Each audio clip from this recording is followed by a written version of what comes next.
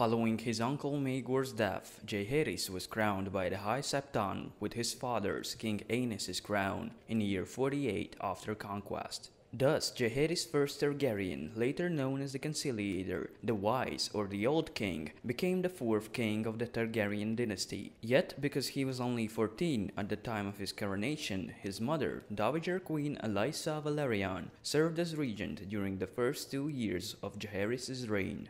Lord Robar Baratheon, whom Jaehaerys had named Lord Protector of the Realm and Hand of the King, and who was the first to openly proclaim for him, further provided guidance for the king. During the remainder of King Jaehaerys' minority, Lord Robar shared the rule of the realm with the king's mother, the Dowager Queen Alysanne Valerian. Half a year after Jaehaerys came to rule on his own, upon reaching his majority, Robar and Alysanne were wed. Their marriage would yield 2 children, Bormund and Jocelyn. Jaehaerys was a gifted horseman and a decent warrior, skilled with both lance and bow. Above all, he was wise beyond his years. Decisive in both thought and deed, he always sought the most peaceable ends. Though Faith of the Seven supported Jaehaerys' claim over Maegor the Cruel's, his uncles, who had warred against the Faith, the conflict between Faith and the Crown was not yet over when King Jaehaerys married his sister, Alysanne. As a queen, Alysanne was well loved by the people in the Seven Kingdoms. She held great influence over Jaehaerys and was his most trusted counselor. She convinced him to forbid the right of the First Night, in spite of the fact that many lords jealously guarded it.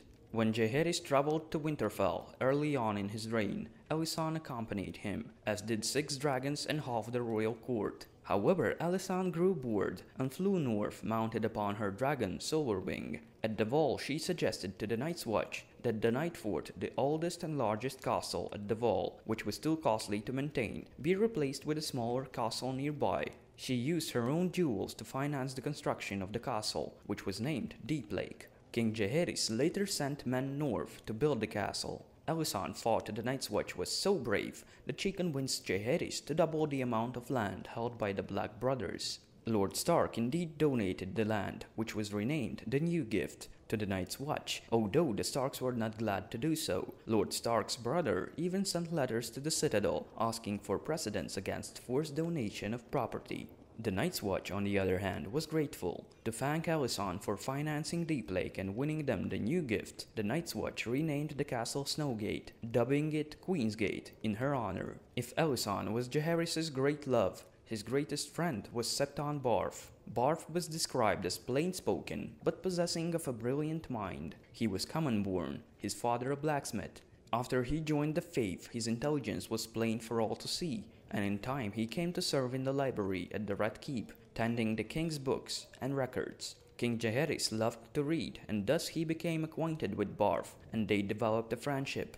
The king saw Barth's worth, and eventually named him his Hand of the King. Many lords of long and noble lineage were shocked by the appointment of a smith's son to this prestigious office. Barth performed exceptionally well at the office, however, and served as Hand until his death. The 40 years he was Hand are generally referred to as synonym for prosperity, much like the reign of Jaehaerys I himself. With Barth's aid, Jaehaerys reformed the realm more than any king who lived before. King Jaehaerys created a unified code so that from the north to the Dornish Marches the realm would share common law. Great works were implemented to improve King's Landing, such as sewers, drains, and wells, because of Barth's belief that fresh water and the flushing away of offal and waste were essential to a city's health. Together with Barth, Jaehaerys reconciliated the Iron Throne and the Faith. Although some of Jaehaerys' counselors urged him to deal with the remnants of the Faith militant harshly and eliminate them entirely, the others wanted Jaehaerys to ensure that the Faith was answerable to the same justice as the rest of the king's subjects. Jaehaerys instead dispatched Septon Barth to Old Town to forge a lasting agreement between the Iron Throne and the Faith of the Seven. Eventually, Jaehaerys agreed to pardon all those of the Faith who would set aside their swords, while the Faith agreed to set aside their traditional right of judging their own and accept justice from the throne. Jaehaerys pledged upon the Iron Throne that the Crown would always defend the Faith. The great schism between Crown and Faith were healed by this accord. Furthermore, Jaehaerys ordered the construction of the great network of roads that would one day join King's Landing to the Reach, the Stormlands, the Westerlands, the Riverlands, and the North. The greatest of these roads was named King's Road. Jaehaerys was known for his love of travel. The king and queen were known to stay at the inn at the crossroads during their journeys, so much so that afterwards it was renamed the Two Crowns. Jaehaerys and Alysanne had 13 children together, though only 9 lived to adulthood. The eldest boy of these was Prince Aemon, who was married to his aunt, Jaehaerys' half-sister, Jocelyn Baratheon. The next son was Baelon, called the Spring Prince, and Baelon the Brave, who married his sister Alyssa, and whose 2 sons would years later wear crowns. Aemon was Jaehaerys' heir, but only had a daughter himself, Rhaenys. When Aemon died in year 92 after conquest, in battle against Mirish pirates who had seized the eastern side of Tarth, Jaehaerys decided to name Baelon as his new heir, passing over Aemon's daughter Rhaenys. This decision caused a quarrel between Jaehaerys and his sister wife, who believed that if Jaehaerys felt that a woman was of less use than a man, he did not need her anymore. They were reconciled in year 94 after conquest by their daughter Maegelle. Maegelle was given to the faith of the Seven at an unknown age and eventually became a septa. She was known for her compassion and her gift for healing. She nursed children afflicted by grayscale, but became afflicted with grayscale herself and died in year 96 after conquest. Another son of King Jaehaerys I and Queen Alysanne, Vaegon, was given to the citadel at a young age. He would go on to become Archmaester, holding the ring and rod and mask of yellow gold.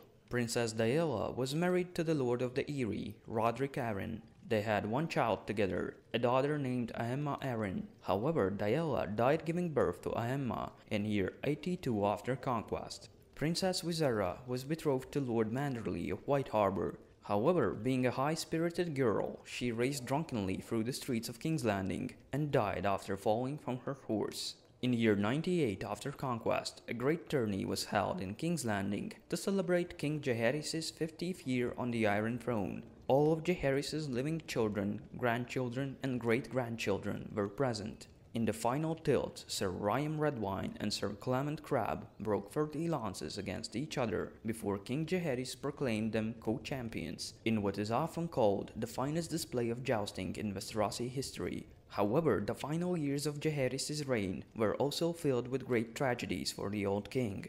In year 99 after conquest, King Jaehaerys' dear friend, Septon Barth, passed away in his sleep. Yet it was not the only loss the old king had to suffer that year. Princess Gale, called the Winter Child, simple-minded but sweet, was the youngest of the children of Alysanne and Jaehaerys, and her mother's favorite. She disappeared from court in year 99 after conquest, and was said to have died from a summer fever. However, she had actually committed suicide by drowning herself in the Blackwater Rush. The reason for her suicide was that she had been seduced and abandoned by a traveling singer who had left her pregnant. In her grief, Queen Alysanne would die within a year after Gale's death. Queen Alysanne was cremated and her ashes were interred beneath the Red Keep. After the death of Septon Barth, the famed Kingsguard knight Sir Ryam Redwine was made Hand of the King. Sir Ryam was considered the greatest knight of his day, but became known as one of the worst hands the Seven Kingdoms has seen. So Ryam was replaced by the king's son and heir, Prince Baelon, less than a year after having been raised to the office. Baelon served admirably, but tragedy struck a year later, in year 101 after conquest, when, during a hunting trip, Baelon complained of a stitch in his side. He died within days of a burst belly. After losing Baelon as his heir, Jaehaerys called the First Great Council to decide the line of succession for the throne with help from the Lords of the Realm. Lords from all over the realm were to come for the council, thus it was held at Harrenhal, the only castle capable of holding such an event. At this council, 11 claimants were heard, but only 2 primary claimants were indeed considered worthy. Laenor Velaryon, son of Princess Rhaenys, who was the eldest daughter of Jaehaerys' eldest son Aemon, and Prince Viserys, eldest son of Baelon the Brave and his sister wife, Princess Alyssa.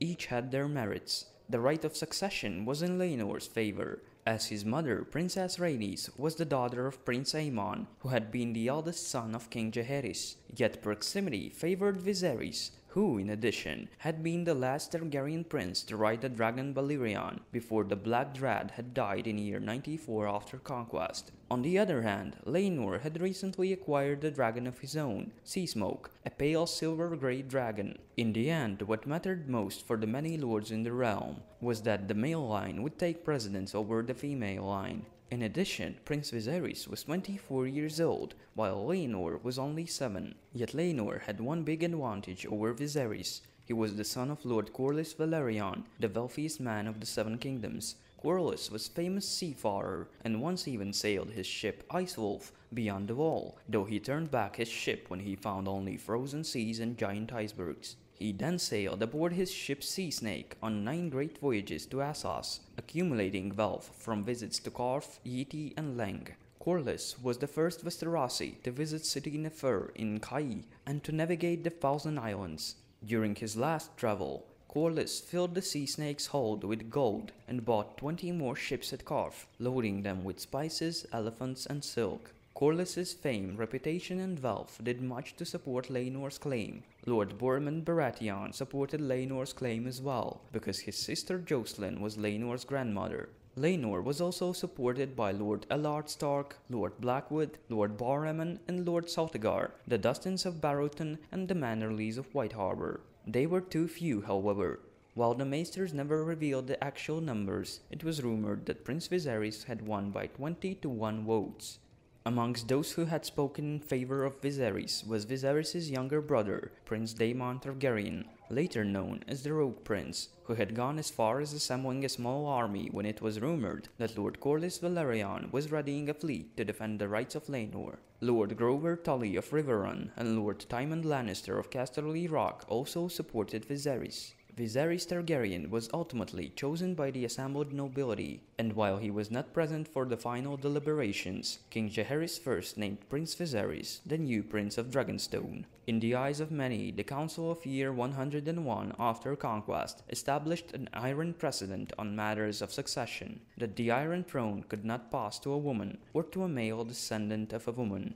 In his last years after Balon's death, Jaehaerys named Sir Otto Hightower as his hand, and Sir Otto brought his family to King's Landing with him. Among them was 15 years old Alysanne, Otto Hightower's daughter, a clever and lovely girl who became constant companion of the old king, whose health was failing.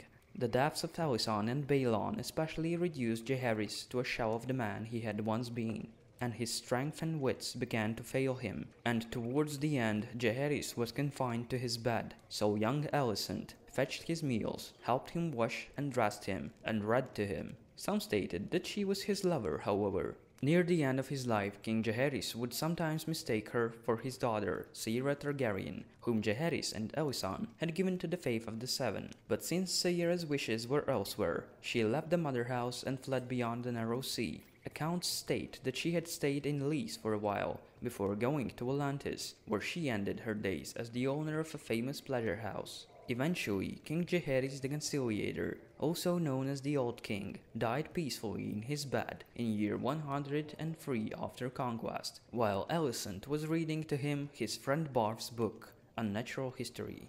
Jaehaerys was 69 years old at his deathbed, being the only Targaryen ruler who lived to such an advanced age. His ashes were interred beside the ashes of his beloved wife, Queen Alysanne, beneath the Red Keep. His reign is remembered as the most prosperous period in the history of the Targaryen monarchy. His reign brought peace, stability, and justice to the Seven Kingdoms. Jaehaerys possibly was the best king that Westeros ever saw, and is regarded as such by many historians. Thank you for watching. See ya!